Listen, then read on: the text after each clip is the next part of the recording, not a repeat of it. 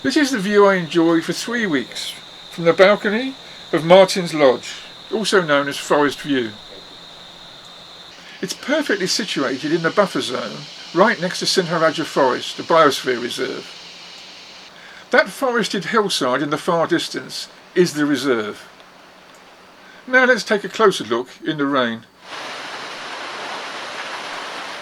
Much of what you're about to see was filmed directly from the balcony, with this dining area straight behind me. I'll start by showing you some wildlife in the treetops, followed by what I saw on the ground. Some of this was filmed from the forest to one side of the hotel, as seen here. This was quite mature forest, despite being in the buffer zone. The most common bird close to the hotel was the black bulbul.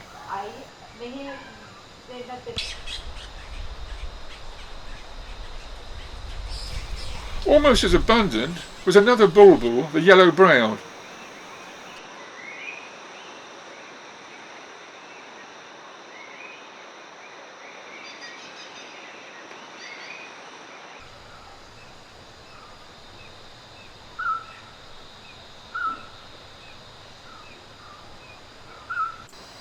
The yellow-fronted barbet is one of 34 species of birds endemic to Sri Lanka, found nowhere else.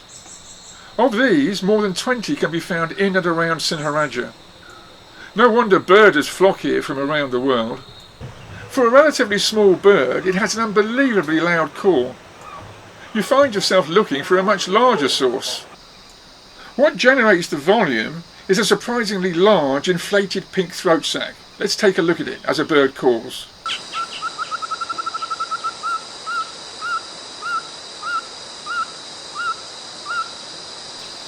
Around the hotel balcony there was a small family with several well-grown young, but despite being able to feed themselves, they were still pestering the adults for food.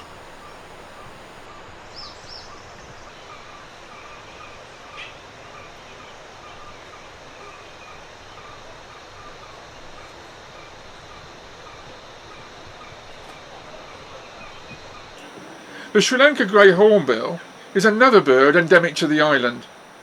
Unlike the barbet, which is common everywhere, the hornbill needs at least some decent trees and reasonable forest.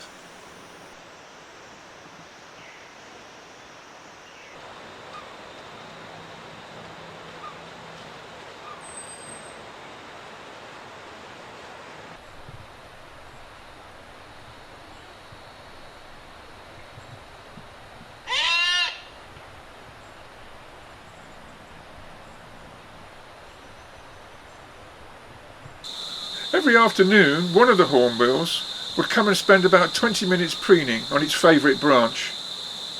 Its huge, awkward-looking beak would seem rather a clumsy tool for carrying out such a delicate task.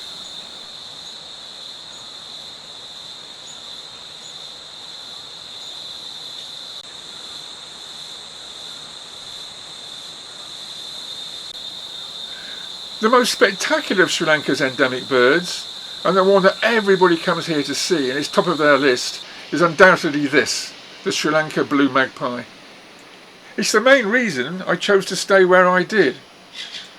After all, this is the best place to see it, as is well known among Sri Lankan birders.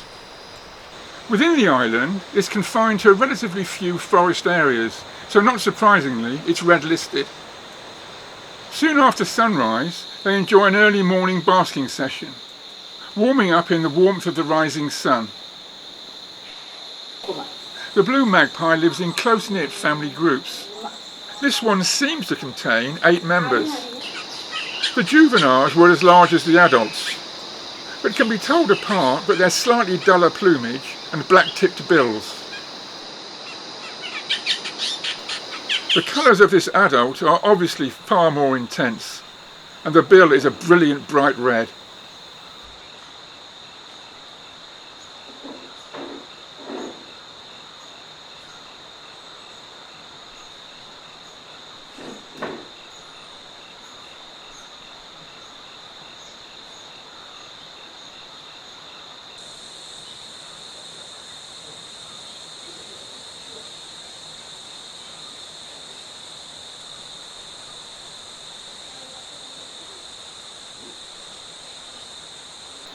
On my very first morning, I managed to film them preening as a pair. It was okay, despite the twigs in the foreground and the fact they were sitting in the shade. But then they decided to do me a favour because they preferred to sit out in the sun. So they moved to this brightly lit branch right out in the open. From its clearly wet plumage, the one on the right has obviously been bathing.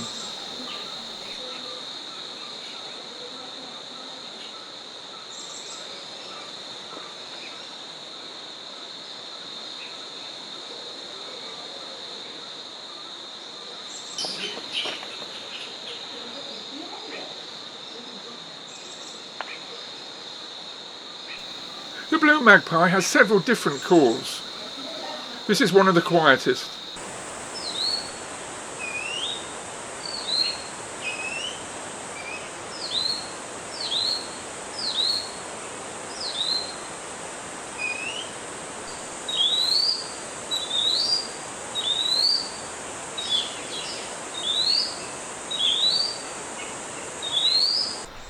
That background chatter is also magpies.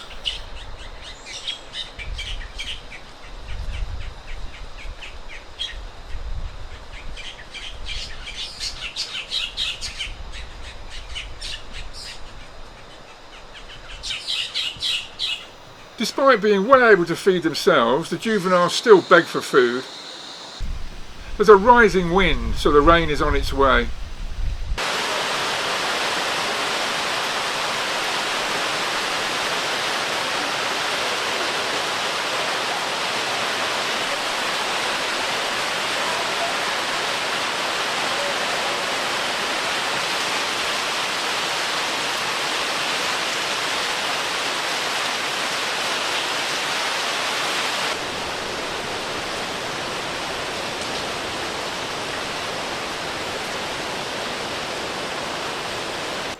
Soon after the rain stops, the mist begins to rise off the Sinharaja Forest. It's not just magpies and other birds that live in the trees. They're also home to the tiny, flame-striped forest squirrel. Like the magpies, it's endemic to Sri Lanka.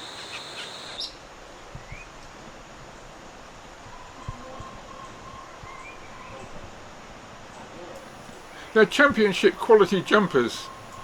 They can easily clear several times their own body length from a standing start.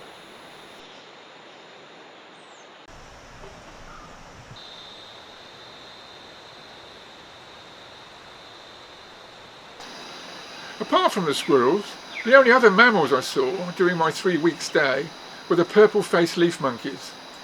These are yet another Sri Lankan endemic.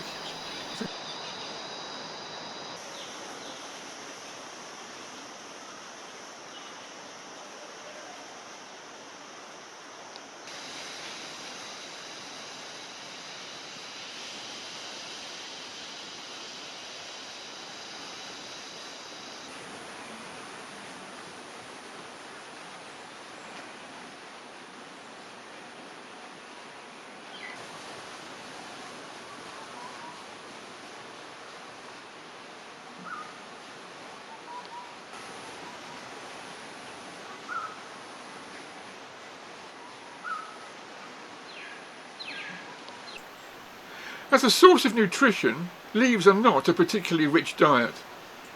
To get sufficient benefit, you have to spend a large part of the day just feeding.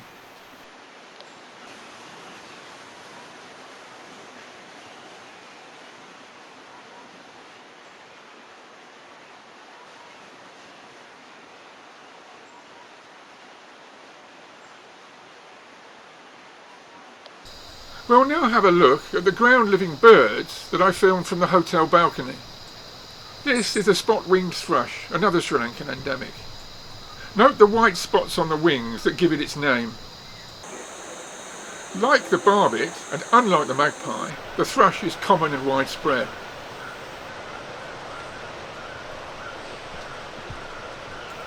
The emerald dove is an endemic Sri Lankan subspecies of a bird that ranges widely through tropical Asia and even into Australasia.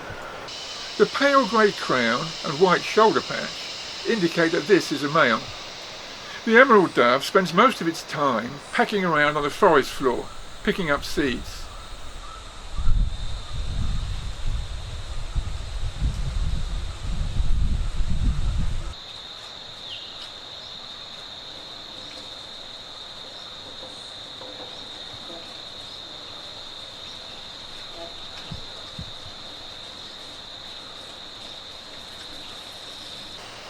One of the males was exceptionally aggressive.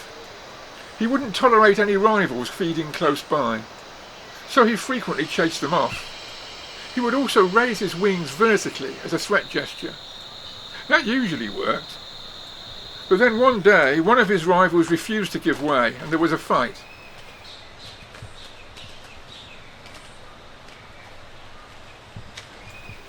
Some birds arrived on the scene so quietly and stealthily that suddenly there they were.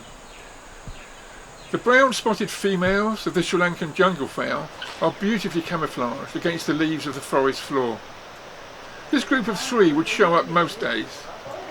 The cockerel is a spectacular bird, but we'll take a look at him later. It's a successful species found in many different kinds of habitat. Whereas the jungle fowl females steal in silently, the endemic Sri Lanka spur fowl noisily announces that it's on its way.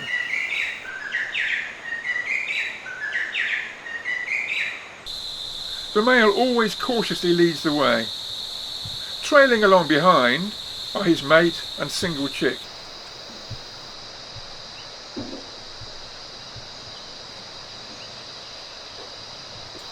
As you can see, the female is smaller and drabber. Finally, all three are feeding together. This is another of the main target species for birding groups visiting Sinharaja. It can be quite elusive and it's not always easy to get a good view.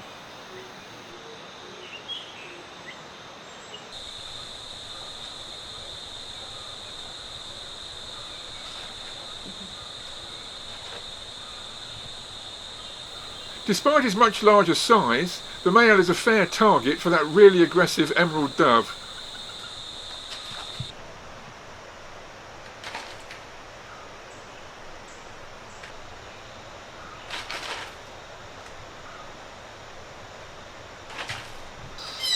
One afternoon when I was filming the spur fowl, I got a sudden urgent shout from the storeroom.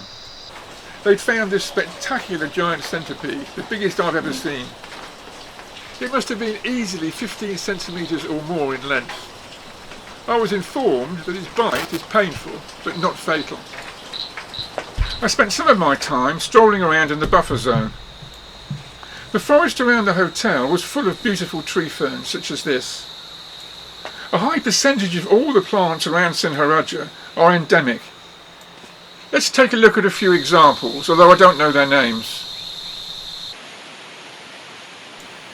Just listen to those cicadas in the background.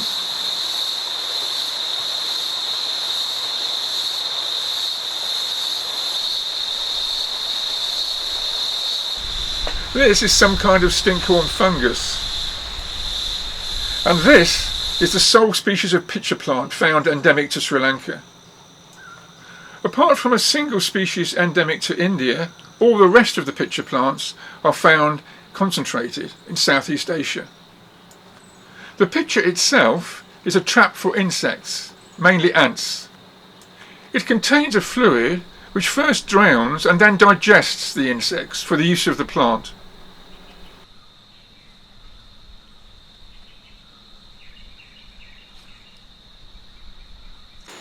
Apart from these common bluebottles, butterflies were very scarce in the forest.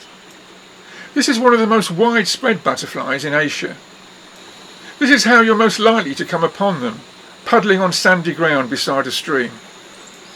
As so often happens, they're accompanied by a second species, which is also very common, the five-barred swordtail.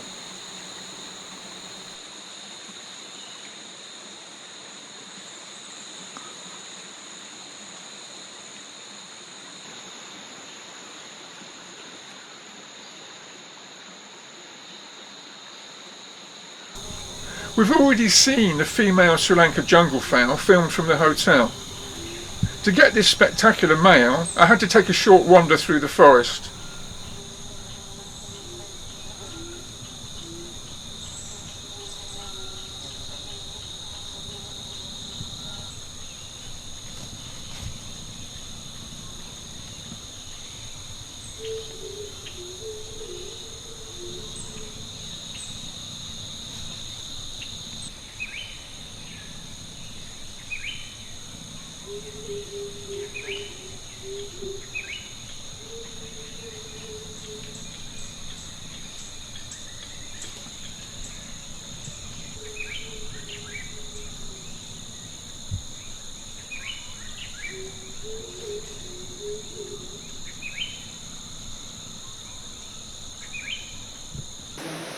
The gate into the actual Sinharhaja reserve was just a short walk from my hotel.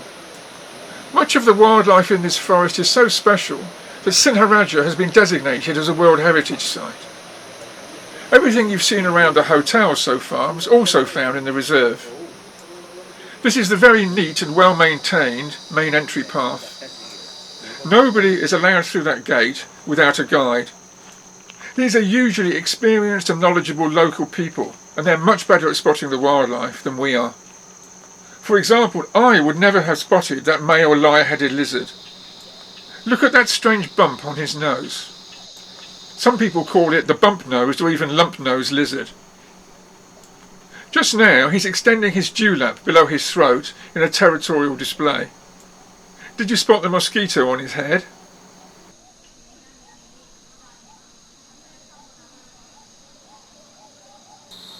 My guide was also the one to spot this female kangaroo lizard, and then a few minutes later he pointed out the rather more attractive male.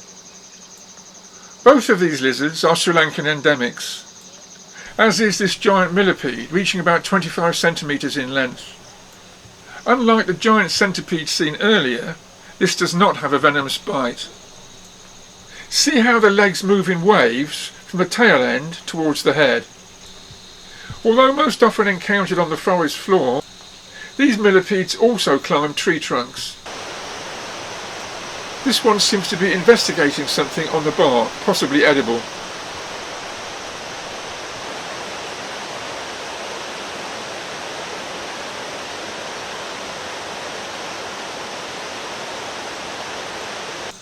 This small stream, closely overhung with tree ferns, was seething with tiny fish. This is a fascinating area, and I'd love to have stayed longer, but I finally ran out of time. I also knew that I was going to miss the great home-cooked food at my hotel. And by the way, don't try to use those phone numbers on the Land Rover door.